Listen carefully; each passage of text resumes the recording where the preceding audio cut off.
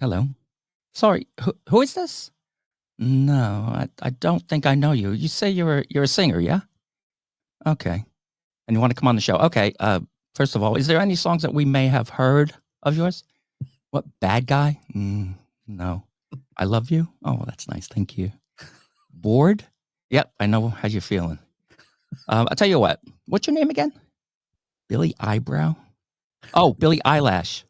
Okay. Well, I'll tell you what. Send in the songs and we'll take it from there. All right. I can't promise anything, but I do have one suggestion. Change your name, mate. Eyelash will just not cut it. Okay. Love to the wife. Bye-bye. Oh, yeah, sorry about that. And that comedy is absolutely free of charge. How you doing, Robbie? I'm good. Hello, welcome to the flip side of Pete and Robbie. It's been a while again because we're trying to fit this stuff in, but life gets in the way, as it always does. Life gets in the way. But we're back again with another fantastic episode with an amazing guest as well coming on. We've got some great music for you as well. We're going to have some great chat. So don't forget, wherever you're watching, if you want to say hi, hit us up in the comments and we should be able to put it on the screen for you if I can work out the tech. Because although we keep using it, I keep finding new things that I don't know what I'm doing. Anyway, yeah, just hit us up and hopefully we can put it on there for you as well. Anyway, Pete, how have you been, sir?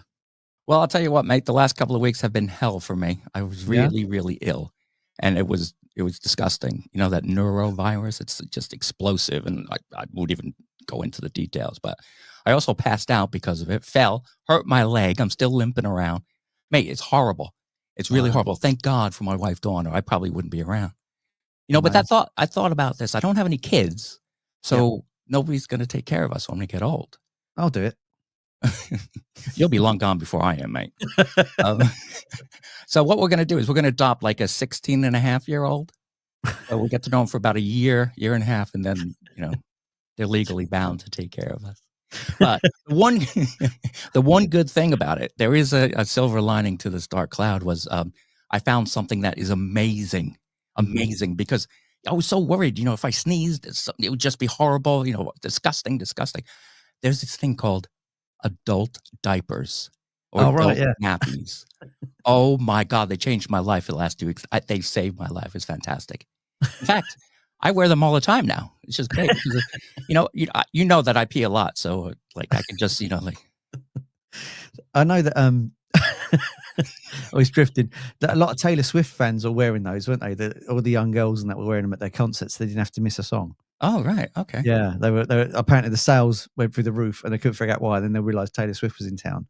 And apparently, the girls are wearing them so they don't have to miss the songs or the gigs or something like that. Oh, great. Yeah, it's some weird thing like that. I don't know. It's really bizarre. Anyway, how have you been doing, mate? Yeah, I've been all right. I've been busy. I've been booking up a lot of concerts, so I've got a lot of stuff to talk about this year. I've got a load of concerts coming up. Nice. Just working as ever, and then working on the channel as ever, trying to get you some great content and bits and bobs like that. Excellent. Yeah, been good, mate. Been really good. Just, do you know what? You said you've been ill. I've been trying this new thing called Spartan showering. Have you ever heard of this at all? And they reckon it helps get rid of it. About this on YouTube? Well, yeah, it's fine. So what you do is you have a shower like normal, and then right at the last minute you turn it as cold as you can, and you stand there as long as you possibly can. And I've been doing that since probably December, and I've noticed there's been some bits about colds and flus, and I've seemed to have avoided it somehow. And I wonder if that's what's doing it. So maybe try that Spartan showering, have a warm shower, last minute, chuck it cold, and it will do you a favour. Stand it as long as you can, then get out. Job done. It is refreshing. It does wake you up. I'll tell you that much. Nice. Excellent. Anyway, so music-wise, I know you've been ill. Have you been listening to anything? What have you been listening to? I certainly have, and I'll show you what. Okay. Over here. We went down to Ashford recently. Ashford wasn't it was okay, but the best thing about it was the record shop run by a guy called Vince. Really nice guy. Unfortunately, the record shop will be closing soon, but I was able to get some great deals, and I found this gem. The Dead Kennedys. I don't know much of them. Are they good? Dead Kennedys, Fresh Fruit for Rotting Vegetables. It's their first album from 1980. Right. It's an excellent album. This was one of my first punk rock albums. Wow. And the reason I found them was because there was a show in the US called Quincy M.E., which was about a medical examiner. And they had a famous punk rock episode. And he actually quotes one of the songs on here. I Kill Children, it was called. And he's like, how can this be? This is horrible. So I waited to the end, and I saw the credits, and I was like, okay, Dead Kennedys. They looked it up and got the album, and I love it. Right. It's got some great albums. It's got some great songs. a lot about killing, unfortunately. Children, kill the poor, lynch the landlord, your emotions, and of course, like California Uber Alles, you probably know that one. Holiday in Cambodia. Yeah. Good stuff. My favorite is stealing people's mail. Was it one of those episodes you talk about Quincy MD there? Was it where he pretended to be undercover as a punk? No. Oh, no. He couldn't do that. It was like he's 70 and he had the hair. He went to one and he's sitting in the back and he's like scared. And the woman's saying, that's called slam dancing. It was great. But one of the cool things about it is when it first came out, they put this picture on the back. So they found a picture of this band at a garage sale. And they just put it on there. And then a few months later, that band contacted them and sued them. What were they called? They were called Sound of Sunshine. They only had one song, and it wasn't very good. So what they did was they just cut off for the next printing. They cut off the heads. That still wasn't good enough. So they changed the photo completely. So this is an original print with one of those. So I'm really happy about that. A bit of money. Lovely. Yeah, it's a great one. If you don't know the Dead Kennedys, Jello Biafra is the main guy. He ran for governor of California. Check it out. It's great stuff. Okay, mate. Sounds great. I've been super excited over the last couple of weeks because they've said one of my favorite bands, fictitious and non-fictitious, is releasing the second film, the wonderful Spinal Tap.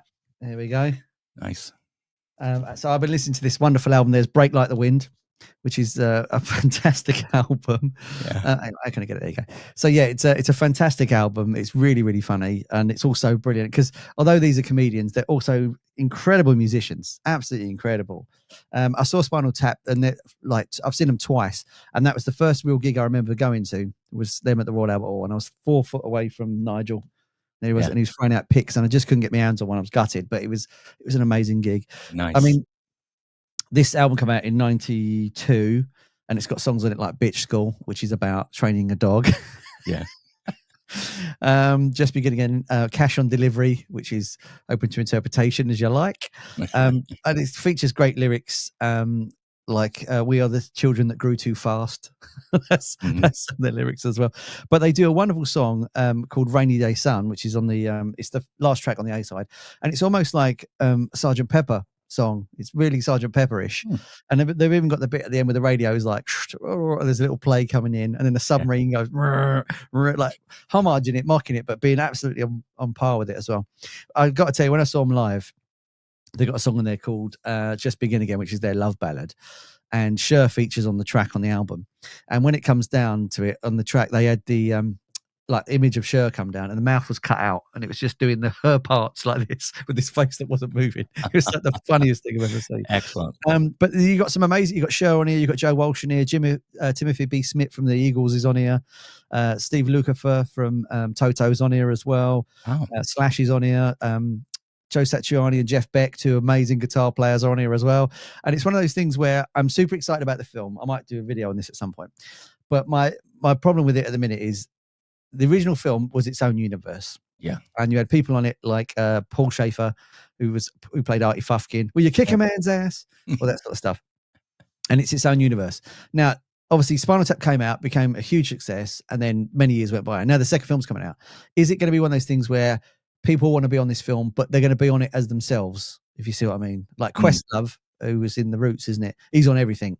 And is he going to be Questlove in it, or is he going to be, I don't know, Marvin Smith, record promoter, and he's got to play a character? Because I think if they then break the wall of the characters, it's not going to work. You know what I mean? It's not going to work.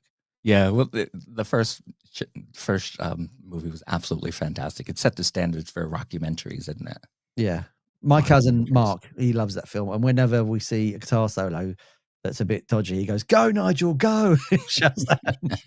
Well, it's got so many great scenes. The Stonehenge scene is just amazing. If you're a musician, a young musician, you've never seen this film, you need to watch this film at some point because it will become a guide for your career somehow. And I did play the places where we couldn't find the stage when I was in a band, all that sort of stuff, and things go wrong and the girlfriends interfere. Honestly, it's amazing. It's like a documentary rather than a rockumentary. So check that out. But that's my first choice of the week. Spinal Tap, Break Like the Wind. Amazing. Now, we'll have links to this stuff in the description anyway. What's your second one, Pete? Excellent. Well, also at the record store in Ashford, I've picked up this gem, Rockpile. Oh, right, yeah. Seconds of Pleasure. That's Dave Edmunds and Nick Lowe, and who was Dave the other Edmunds and Nick Lowe. That's right, two of my favorites, and also Billy Bremner plays the drums. Right, really good stuff. I really love Nick Lowe. I've seen him a couple of times. He's amazing, and together, it's great. I remember I used to work in a record store, and I saw a record by Rockpile, and it was just them standing around, and just like these middle-aged guys standing there. I am 17. One of the guys didn't have his zipper all the way up, and I'm like, who are these guys? And the guy who owns it, hey, don't diss Rockpile. They're fantastic. So I bought the album, listened to it, and I love them. And of course, Nick Lowe, he writes songs. He wrote I Knew the Bride When She Used to Rock and Roll.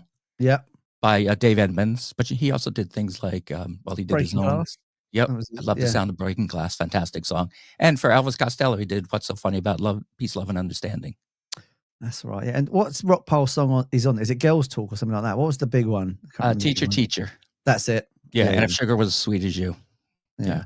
There's a lot of good ones on here. When I write the book. Yeah. It's just really great stuff. It's really wholesome, bluesy, poppy, countryish, bluegrass kind of stuff. Really, really great stuff. Yeah, I get you. Yeah, I should check them out. Actually, I do like Rockpile. The bits I've heard have been really fantastic.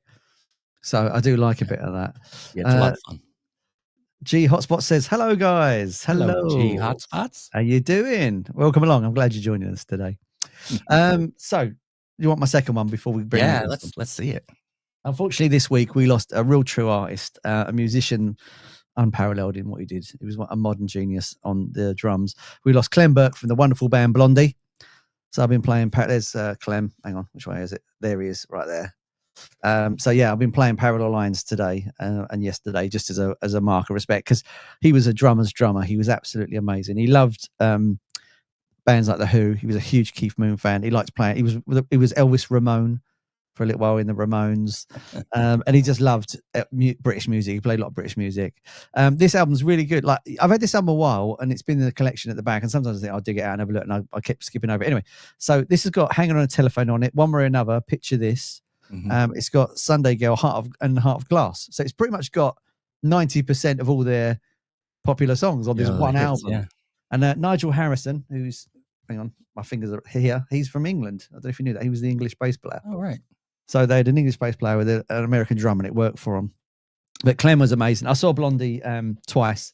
First time I saw them, they had a problem with the equipment. So what happened was they were playing, and the equipment couldn't handle it at the venue, and it kept shutting down. So they were playing, shutting down, it's playing, shutting down. So Clem eventually smashed the drums to pieces, was signing bits and handing them out. I missed that bit because I was in the toilet, as I always am. And then we went outside and they were sitting in the van. So Debbie signed a piece of paper for me. So I got Debbie's autograph and things like that. And then I saw them again a little while later, and they were just phenomenal. They were phenomenal. When the actual show went on, it was something to behold. They were just amazing. Clem's a brilliant drummer. It's one of those things where it's an artist that's gone that's fantastic. Real shame. But brilliant drummer. But yes, I've been listening to Parallel Lines because it's been great. Do you still have that autograph by Deborah? Yeah. It's over there in the cupboard. Yeah, I still got it. Excellent. You know what? It was one of those things where I thought I had to cut that vinyl with me, and I thought I won't take that because I won't get anywhere near them. There's no point. And it was just one of those things where they were standing in front of me. I was like, should have brought it with me.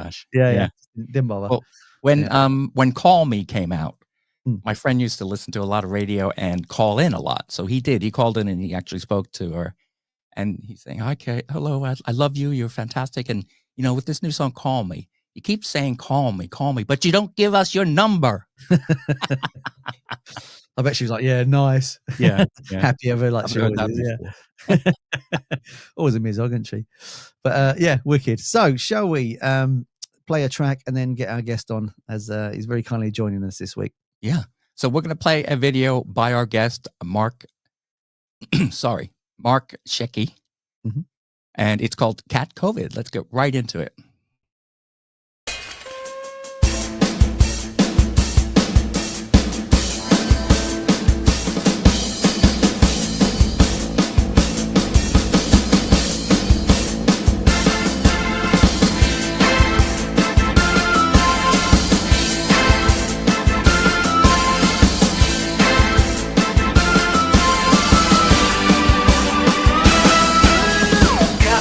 Meowing, sleep all day.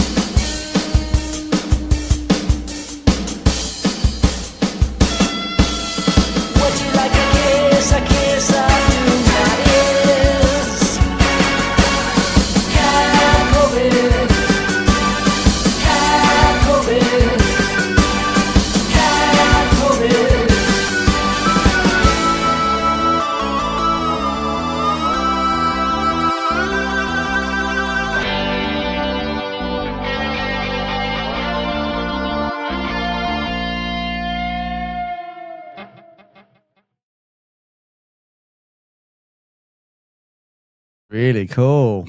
Really different, isn't that? It's really great. Poppy, bit out there, really Like good. Rich O'Brien, like Rocky Horror Picture Show vibes as well. Like Exactly, yeah, when he's creating Frankie. that's great. Yeah, very cool. Very cool. So that was Mark Sheeky. Now he's a musician, a singer-songwriter, professional artist, and a technological genius from Crewe here in the UK. Alongside his solo career, he also is part of the musical project Fall in Green with his friend Deborah Edgeley. Now they have a new album coming out soon. We'll chat about that later in the show. But first, let's bring on Mark Sheeky. Hello, yes, with the bicocket. Hello, yes. guys. How are you? Lovely. How's it going, Mark? Good to see you. That can go now. Yes, it's Looking great. cheeky. Rhymes with cheeky. Oh, sorry. It's okay. Cheeky. Yes. Okay. How you doing? So you are a professional artist, and you do one of your artistic outlets is music. Exactly. Yeah, I do a bit of everything, including computer software and games. I sell games and make games and all sorts of things. And another thing about my music is that it's all made using software I've made myself. So I don't use any plugins, no third-party things. It's just all self-designed, from the filter algorithms to the reverb algorithms to everything. Wow, 23 years ago I started doing it, and it's still really? It's undergone 160 upgrades since. The same software. So excellent. There we are. That's one thing that makes me a bit different, I suppose. Not many people do that. I couldn't afford the software, so I had to make it. Plenty of people make their own instruments, don't they? I suppose, but because they can't afford it. But mine was software, so yeah, excellent. You're keeping up with the times. Yes, that is amazing work. I mean, if you wanted echo, could you not go to a stairwell and just plug it?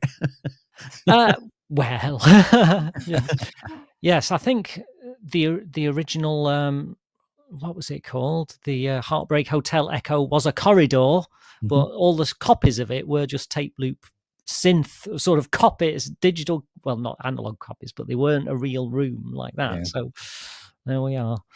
That's amazing. Robbie and I went to Abbey Road Studios, didn't we? We saw the original machines and all these things that they made to get their certain effects, and now it's just a plug-in you buy and you get the same sound.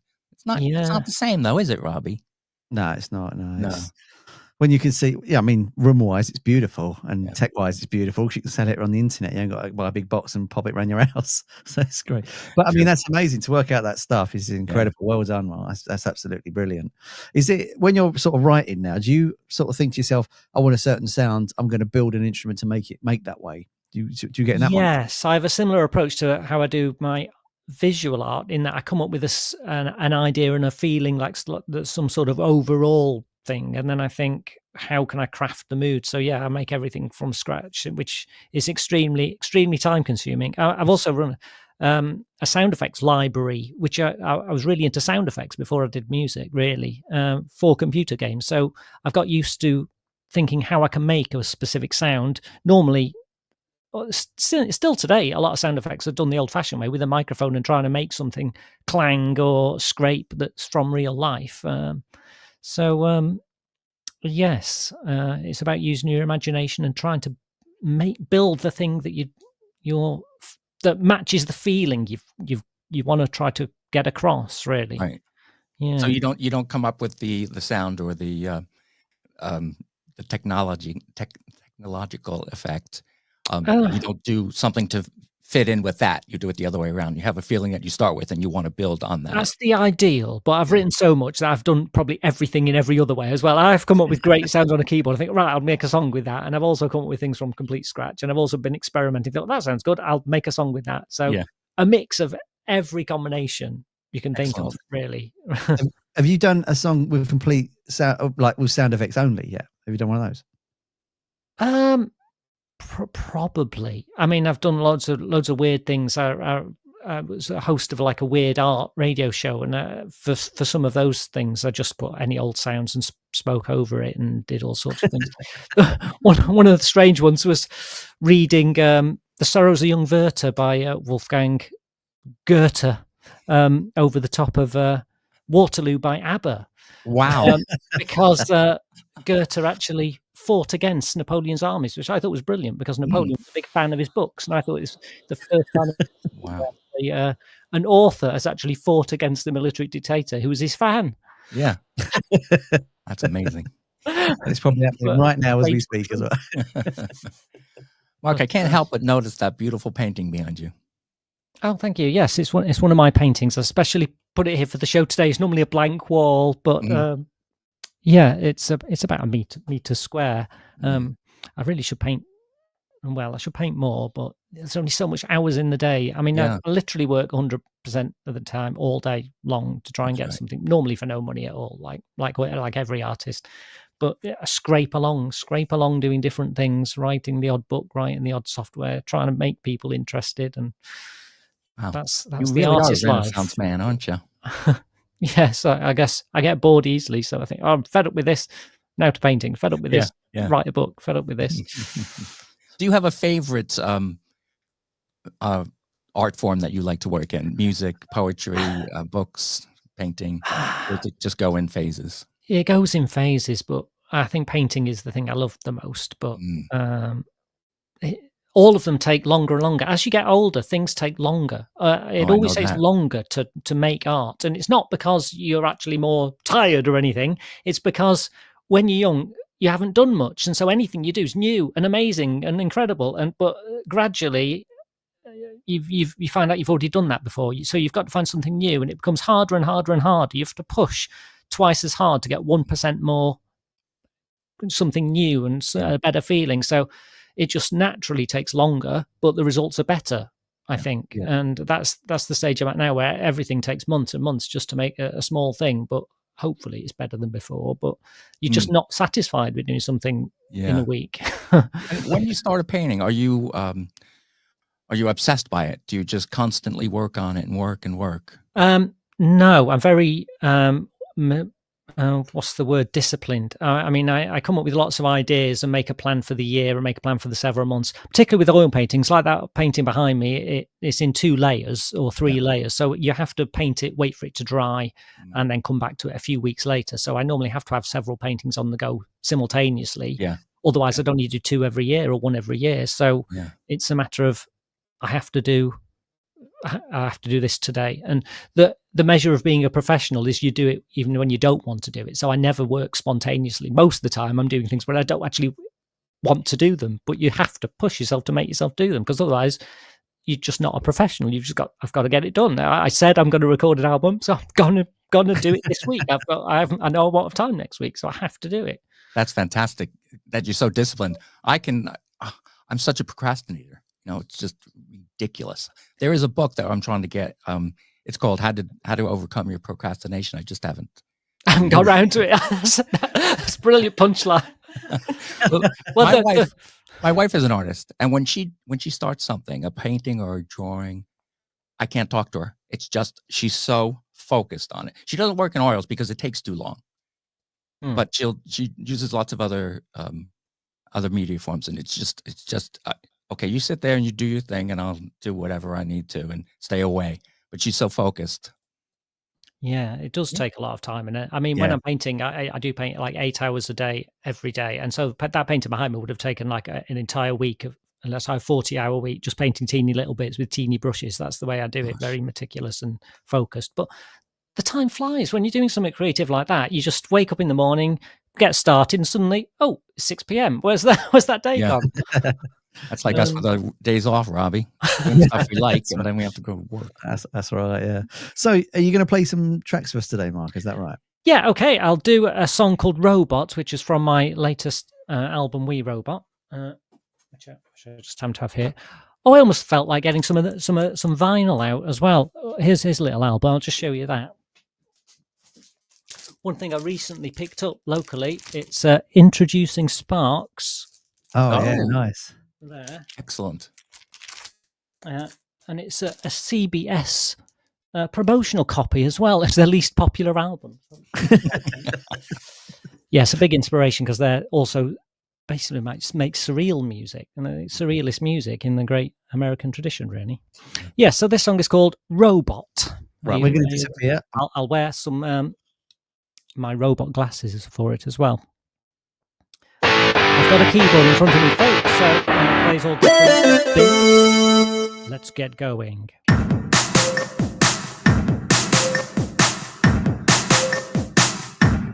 I like passion.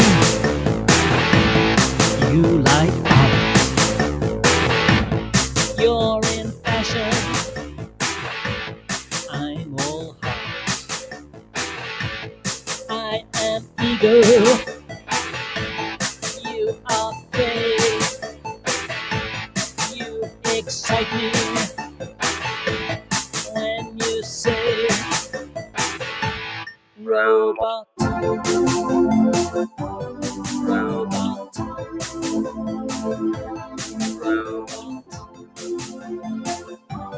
Robot. I like playing. You like games. I'm attracted to your play. Are you gentle or insane? Will you help me from my pain? Robot. Robot.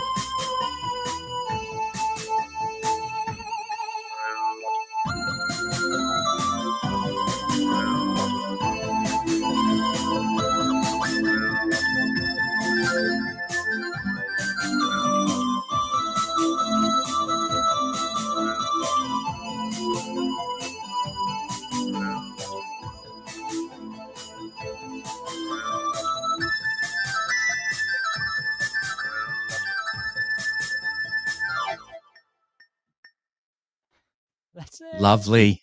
Excellent, mate. Oh, that was really, really cool. The robot glasses as well. Yeah.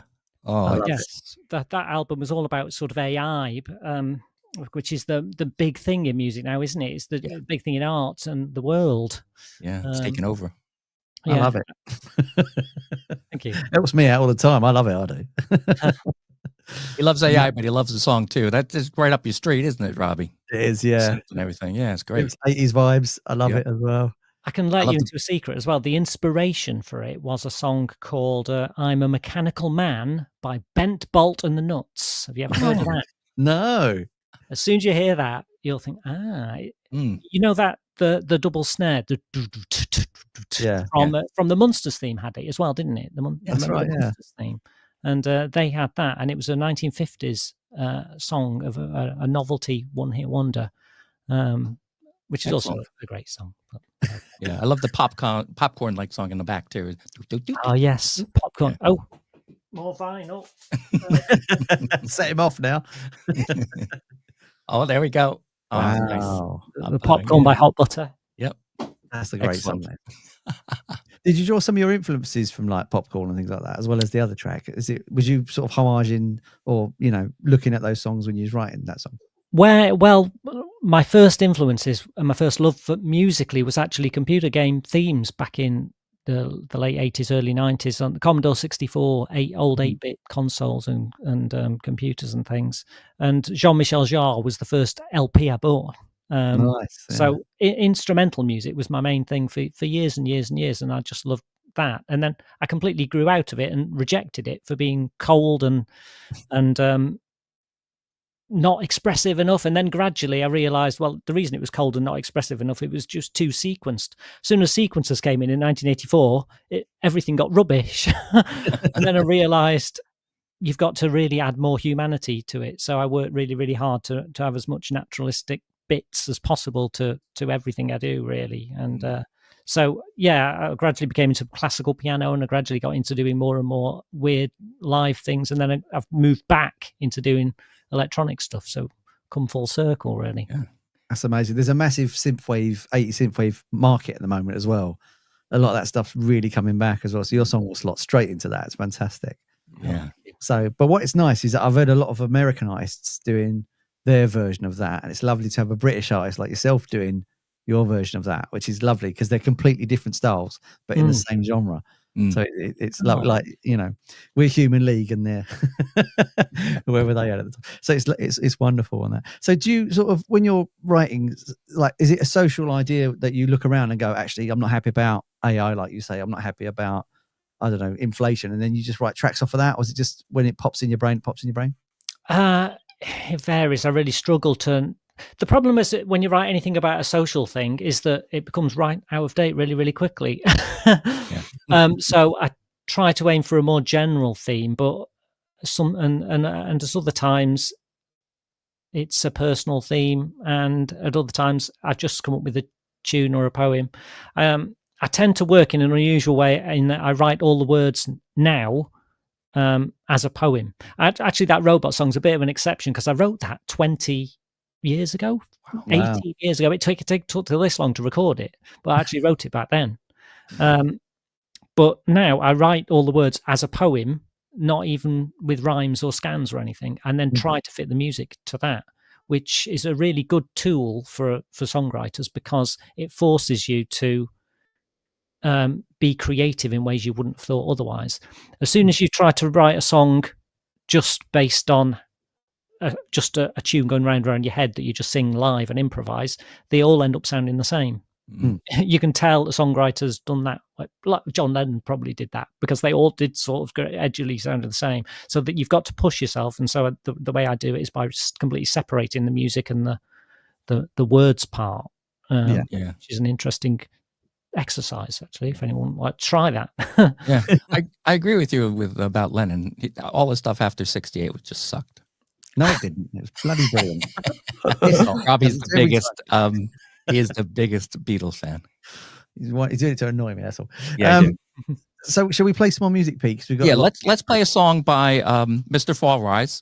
Now, Mr. Fallrise is Mark. He's been with us since the very beginning.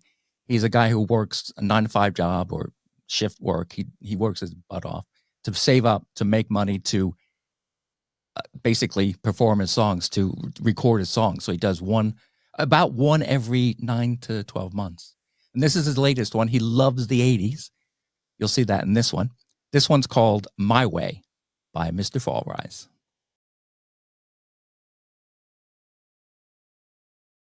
And now the end is near. I've nothing left to fear. One day I'll face the final curtain. Before I disappear, I'll sing it loud and clear. My way, the Mr. Fallrise version.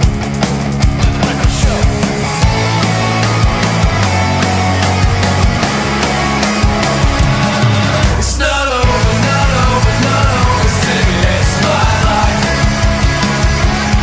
It's not over, not over, not over, singing it's my life.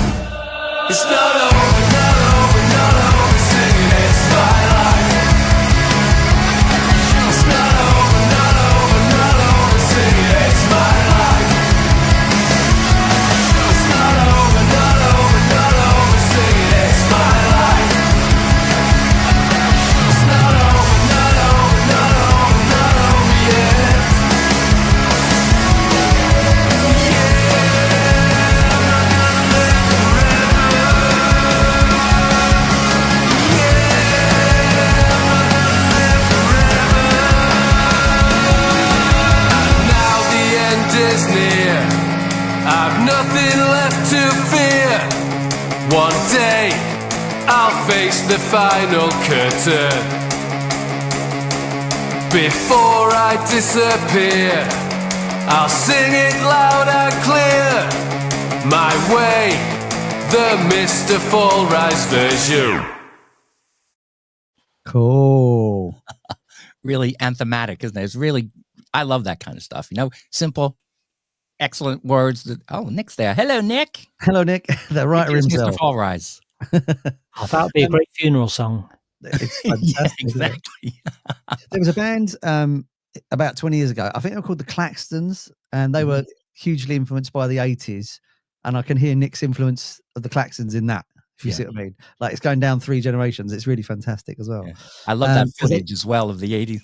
Of the the dancing and the hair. Because they covered an 80s track as well. So it's basically, amazing. Really great stuff. Yeah. I don't mean to rush us on, but time is pressing. So, Mark, you've got a guest with yourself today, haven't you? Would you? I do, yes. Would you be happy to perform a song with your guest?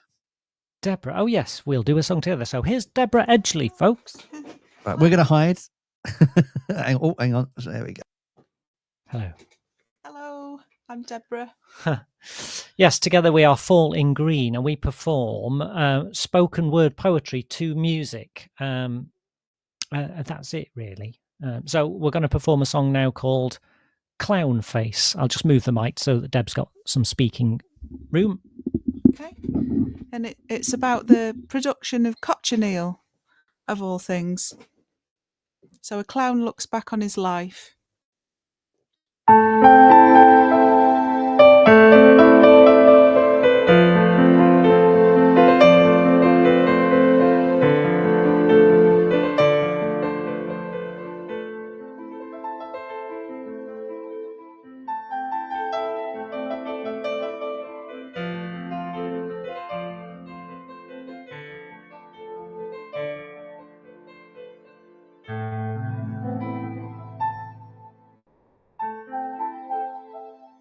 Crushed into beetle's petals for his lips, he can feel their song encased in the austere lacquer and made as a paste for laughter.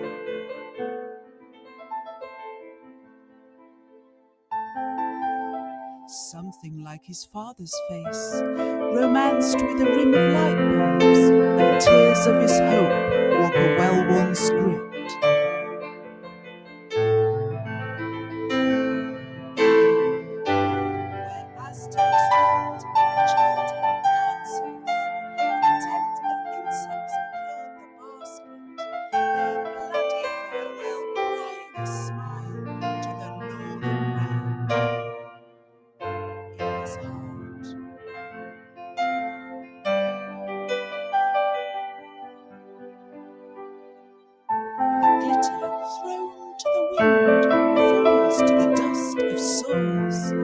Stars to ashes, heaven's applause.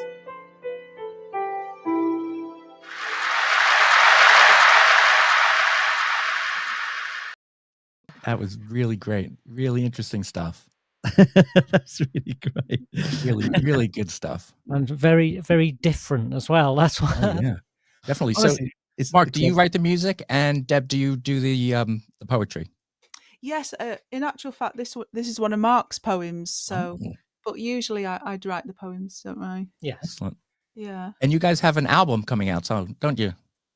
We do. It's called Letters from a Square Spoon, and that's based on a track about Rudolf Steiner, who didn't like right angles in his architecture or way of life because curves are more creative.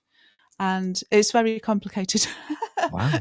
But yes, it's surreal. And that's from a track called 12-fold dodecahedron, isn't it? Lilac Dodecahedron, yes. Yeah. It's a very eclectic album, actually. Most of it's are things we perform live. We perform live an awful lot, actually, particularly in literary places like libraries and World Book Day and poetry type things. But at the same time, it's not always classical piano like that. Some of our earlier stuff was, but now it's much more moving into almost like prog rock in the background, and some distorted synthesizers and all sorts of stuff, but still spoken over the top rather than sung. So that's about the only difference between.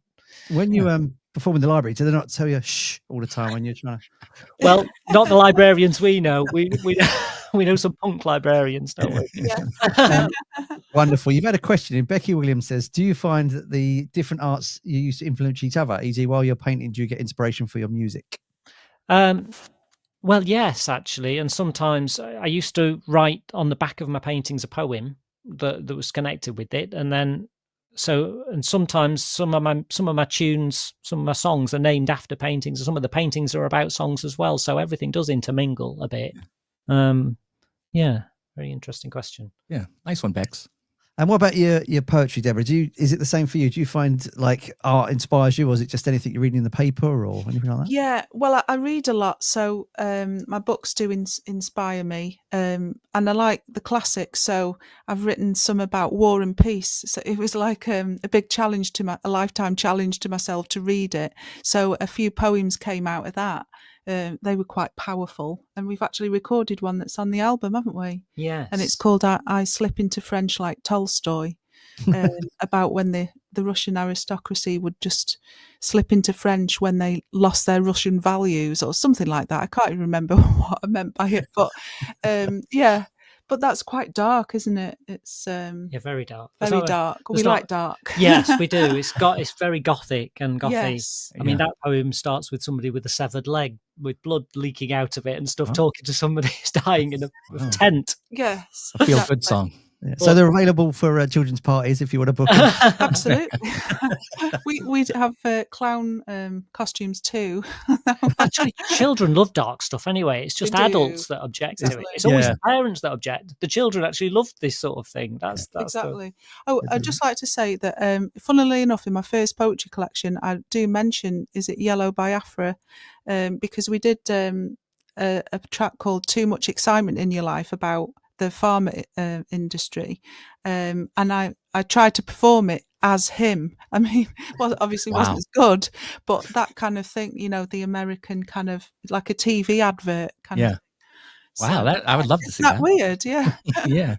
Summer says you've got beautifully creative minds. What a lovely way of looking at it. Yeah. Hello, Summer. Nice to see you. I mean, so far what we've read 80s, we've read like art. We had everything in this show so far. Yeah. Should we time is let me just ask, go on. you guys, is the album available now? It's coming out on all streaming platforms and Next on week? CD on the 18th of April. So next Friday. Good Great. Friday. And you'll be able to find it on all streaming services and Bandcamp and all that. We haven't made any videos, but we'll try. I mean, our videos are all pretty big, complex, expensive affairs now, unlike mine, which are often animated. But yes, we haven't had any single releases, but we're gonna. Yes, it'll be on all platforms, YouTube and all the streamings. But of course, what you should do is buy the CD because we don't get any money from all those streamings. Yeah. Bandcamp as well, Yeah. which is it's also a very good platform, isn't it? Everyone loves Bandcamp. So We'll have links in the description anyway once this episode's live, so people can find you even if it's 6 months from now. So time is pressing. Should we get another song in, Pete? What would you like? Well, let's do a little short video. It's by Mark.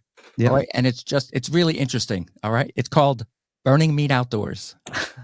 Hang on, I've got to find that. Oh, there we are. Okay. I've been burning meat outdoors, burning meat outdoors. I serve it with a sticky sauce and wait for the applause. I've been burning meat outdoors, burning meat outdoors.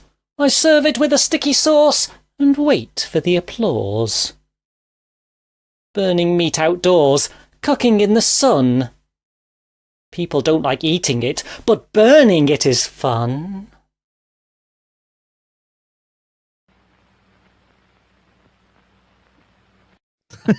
I love that. You were so theatrical, mate. Thank you. Well, that's actually just a reading of the lyrics of another song. But I thought it's fun to do a whole. Again, that was inspired by Sparks during lockdown. Ron Mail would just read out all the lyrics to Sparks songs as though they were poetry, and I thought I'll do that as well. So excellent idea. And you got the hat on again. Yeah. Yes. Love Well, that. I tend to have an outfit for each album. So that's why. right. So I have a different outfit for each album, which I think is because I try to merge fashion with art with it as well, because it keeps things distinctive as well. So the bicocket and red shirt that I'm wearing now was all the the theme of that one to drive through the town. Wonderful. Let's switch gears and play one more video. Okay, it's by a gentleman called Jed Wyatt Smith, and he's from Portland, Oregon, in the U.S. It's a beautiful little song called "My Brown-Eyed Girl." Is it? Mm-hmm. Here we go.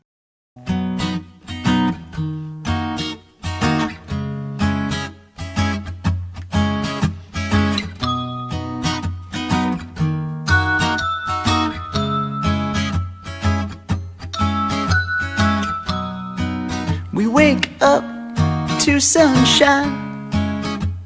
I can't believe that you're all mine.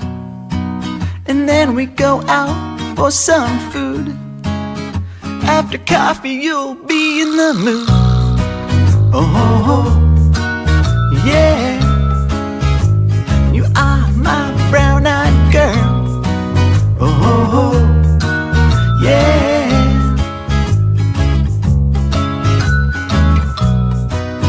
Take a walk on the beach. You stop and kiss my cheek, and then you look me in the eye. I sing you this lullaby. What you do to me, we living in harmony in such a crazy world. But when this life gives me lemons, I can count on my brown-eyed girl. Oh, yeah. You are my brown-eyed girl. Oh, yeah.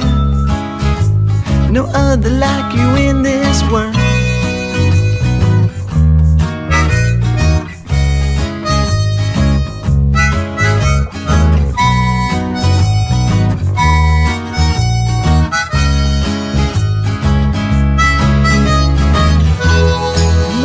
You do to me, we living in harmony in such a crazy world. But when this life gives me lemons, I can count on my brown-eyed girl.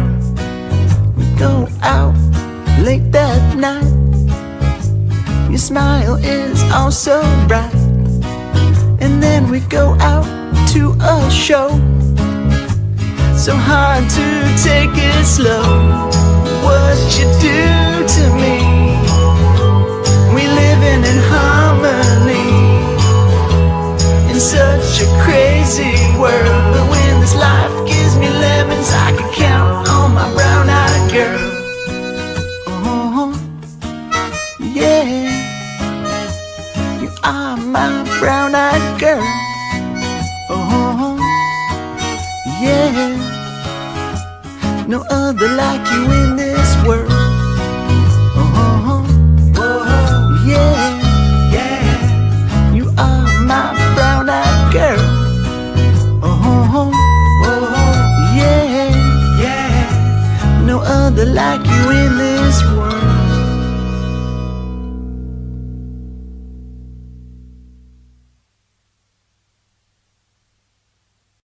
That's great, isn't it? Yeah. Nice feel song. Yeah, exactly. Really simple, genuine. You could tell he really loves his brown-eyed girl. Yeah, the problem with that though is what an accolade for his girlfriend or wife that he's written this beautiful song and he plays it, and I just have to go to my missus. Hey, I got your Mars bar. You know, there's no. Yeah, I don't look weaker. Yeah. The other thing is though, if they ever break up, he has to look for a girl that has brown eyes. It was a great song. I got like elements of Jack Johnson in there as well. Jason Mraz. Yeah. A sort of beachy kind of sound. Really great song. That really, really lovely. Lovely. Great.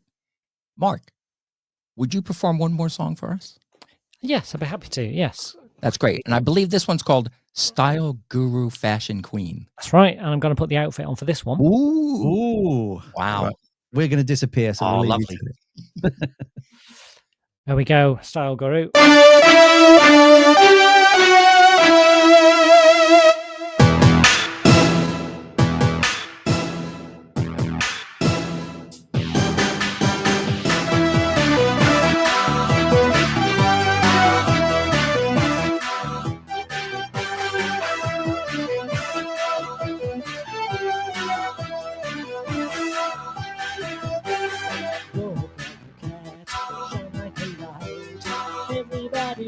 can't help it. Look at the look of love in their eyes. Understand fashion, always the person to be seen, never the same as anyone else. Nobody can be like you. Understand fashion, the statues, free machine. I'll make you jealous. I know you love me, then I'll wave bye-bye.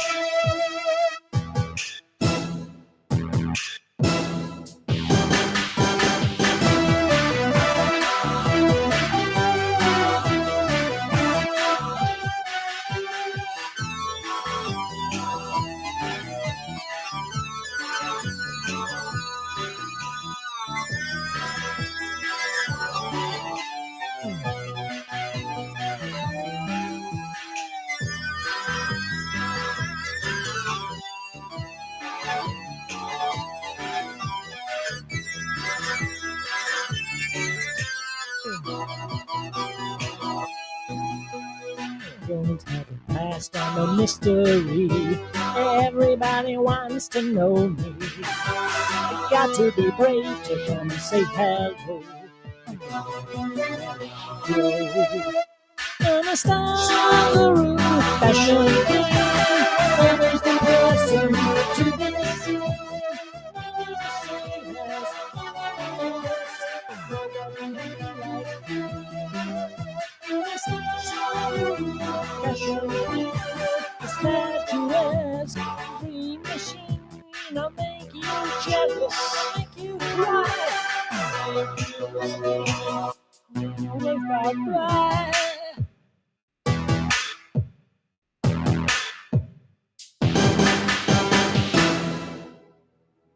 Hey, awesome. Excellent, mate. Really great stuff. I love it. Oh my gosh. Someone says, and make a new video. Yeah, must do. Fantastic stuff. That's great.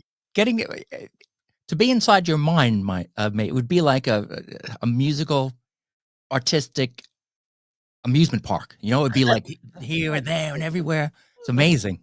How do you? It's so good that you have discipline because you got to keep that under control, don't you? Well, yes.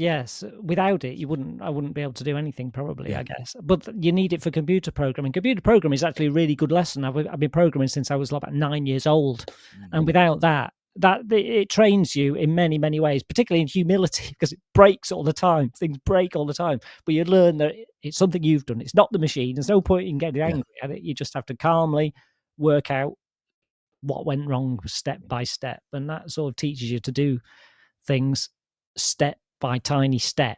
And anyone can achieve anything if you break it into small enough steps. That's it. I'm going to write that down. There's no dream that's impossible, providing you break it into small enough steps. That's how people got on the moon. Just step 1, step 2, step 3. That's true. It's very true. Very true. Well, Mark, thank you and Deborah for joining us today. It's been an absolute pleasure having you on. We've loved the music. Where's Deborah? Is she there? Oh, thank you. Yes. There you are. It's been Hello, brilliant. There she is. Fantastic. It was great. I'm going to be playing Silk Merchant's song on an upcoming Unknown Sounds show. That's from Falling Green, so I'm looking forward to that. Oh, thanks. Yeah, that's on the new album. new That's all album. about Somerset Moor, and all tons of other things. Thank you. We're going to have links in the description, obviously, but where's the best place to find you guys if people are looking for your material? For Falling Green, there's a website, fallinggreen.co.uk. We got the name from We Roll and Falling Green from Kate Bush, Wuthering Oh, Heights. yes. So that's how you can remember it. So Deborah, Deborah, are you a fan of Kate Bush? Oh, yes. Yeah, she's number 1. Number 2 is Edie Brickell. I love her of as course, well. Yeah. But yes, because we both like Kate Bush, don't we? So she's huge influence. It's so funny because both our other halves, who are female, hate Kate Bush. I hate Kate Bush, yeah. Oh, really? Oh, So it's nice to see that it's not just us men who like Kate Bush. yeah. Honestly, Great. my missus is like, turn that nonsense off, yeah. Yeah. Anyway, so thank you so much for coming on the show and sharing your Oh, talents with thank us. you. It's been brilliant. It's been wonderful. Thank you. Okay. And we'll see you guys soon. Thank you. See you Hang on, soon. Pete. My Take mouse has died, so I Sorry. can't actually do anything at the minute. All right. No It's a worries. dead mouse. Just a Sorry, sorry if cat COVID was to blame. Oh, there we go. I'm back again. All right, guys. Yeah, lovely. Thanks. Yeah, thanks for coming on, guys. Hang around. We'll talk to you in a minute. But thanks for coming on. Thank you. That was great. Great. What an interesting show we've had today. We had so much stuff. Yeah, very diverse, wasn't it? It was brilliant. We're going to try and be back when we can, I guess. It's going to be... Hopefully, we'll try for 2 weeks, right? Yeah, we're going to try for 2 weeks. As ever, though, we normally have something going on that means we can't. But we'll get back. We'll be posting everywhere to let you know it's going to be back. And check out all the bands, so the links in the description and the album I spoke about as well. That's right. And don't forget to check out Robbie's Chatting Tracks. Thank you very much. And Peter's Unknown Sounds. Obviously, you. subscribe to all these channels because it massively helps us out. Yeah, it does. And we get to promote more unsigned bands and bands that are up and coming as well. That's right. Anyway, thanks for joining us, and we'll see you on the next one. See you later, Peter. Bye-bye.